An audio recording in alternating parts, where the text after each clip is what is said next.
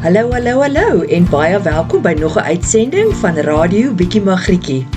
Vandag wil ek graag van die geleentheid gebruik maak om vir julle te vertel van my 5de boek wat ek gaan uitgee, my 5de Afrikaanse boek.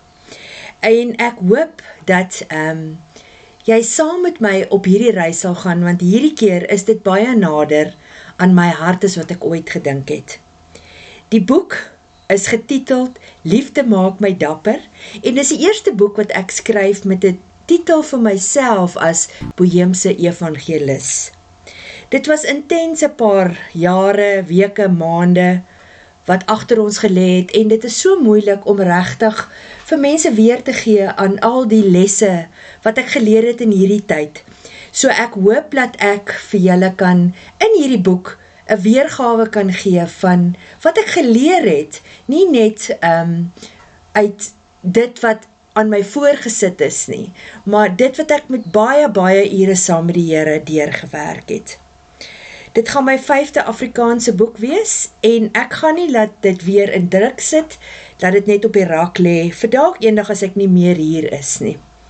Ek het besluit om die boek in audio formaat en ook in e-boek uit te gee, en daar gaan baie na verwys word, ook in die tydskrif in die volgende ruk. Verder was dit vir my 'n groot uitdaging om hierdie boek te skryf, maar die Here het my bly herinner aan my roeping. Ek wou dit nie skryf nie, wat er nog te sê van uitgee, sodat dit net ook op die rak kan lê en stof opgaar, soos baie mense se Bybels op rakke. Ek het ook 'n klomp Bybels. Dit was vir my relatief moontlik om my lewe te vertel in ander boeke, soos 'n vrou soos Dawid en 'n vrou soos Paulus, en selfs bid 'n bietjie Magrietjie en teetyd saam by die Here, is bedoel om ander te bemoedig en te inspireer deur my storie om die Here se genade te eer in alles, elke liewe dag van my lewe. Jy moet net jou werk doen en jou plek vol staan en bid vir 'n fale.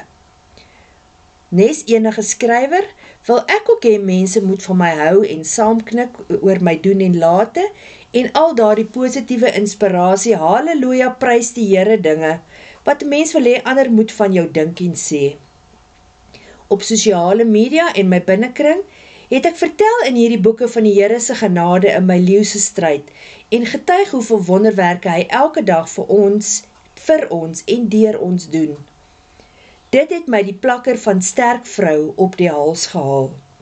Tog het ek geweet dat ek onder spesiale versorging van die Here staan en dat dit nie so lekker is soos wat mense dink nie.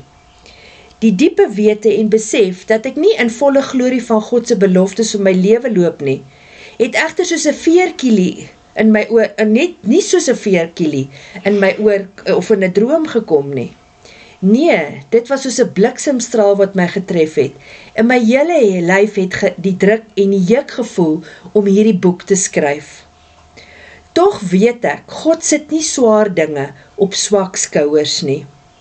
Ek wil steeds nie hierdie boek skryf nie, maar ek kan nie langer die ongelooflike druk in my hart ignoreer nie. Ek kan nie langer my opinie in boeke en sosiale media en selfs met my naaste deel, as dit net as 'n opinie gesien word en jou laat insien dat die tyd min raak en dat ons gatte in rad moet kry nie. Om die waarheid te praat is iets heel anders. Ja, ek praat waarheid as ek skryf, my waarheid.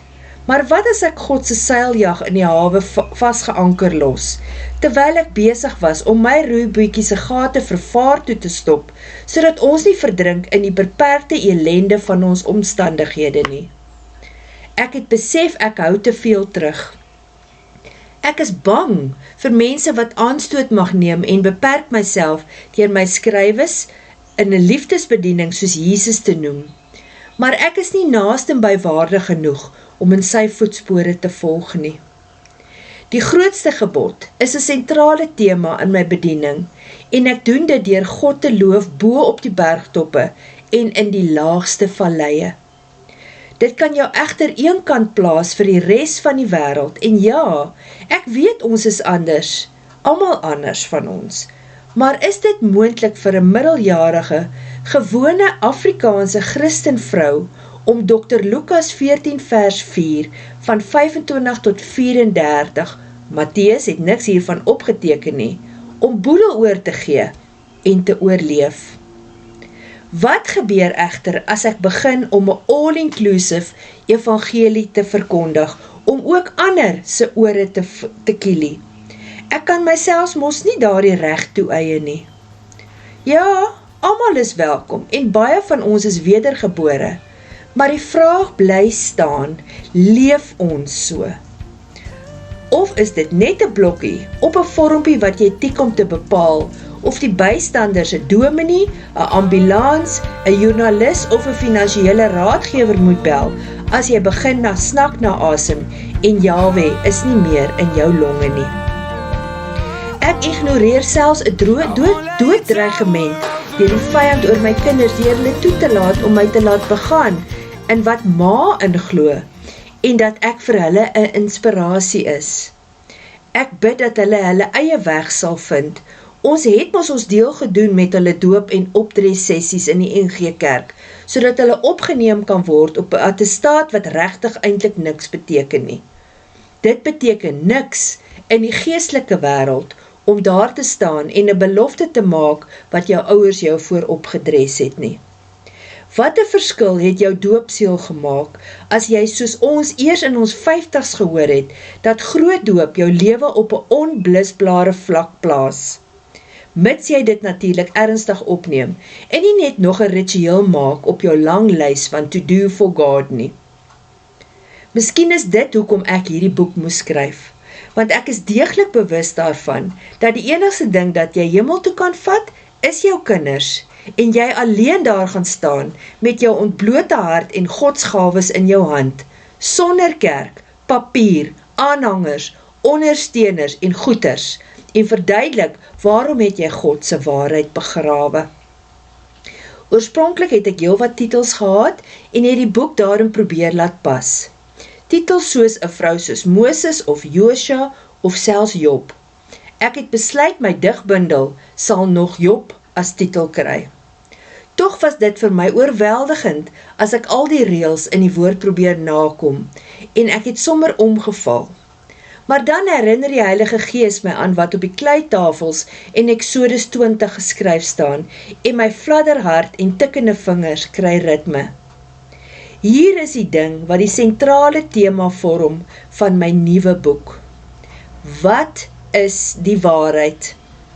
Die waarheid is 'n persoon en as jy nie in die waarheid glo nie, is jy nie op die nou pad en sal jy nooit in jou glory wees nie.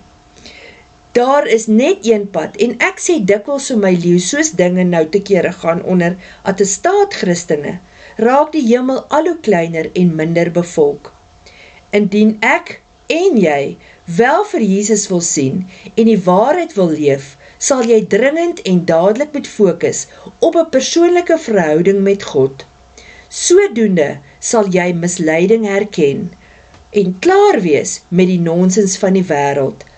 Finish en klaar, Eva has left the building, voetsak hoor in kop, ek behoort aan die lewende God. So by the way, ek hou daarvan om die vyand, Satan, wat jy hom ook al wil noem, horingkop te noem. Daarom skryf ek dit ook so en natuurlik met 'n klein lettertjie. God sal sy tyd neem wat hy jou op aarde gegee het om jou na sy beeld te vorm. Klim op die kleiwiel en klou my mens. Jy moet hart en kop skoonmaak en opdaag en hom ten volle vertrou.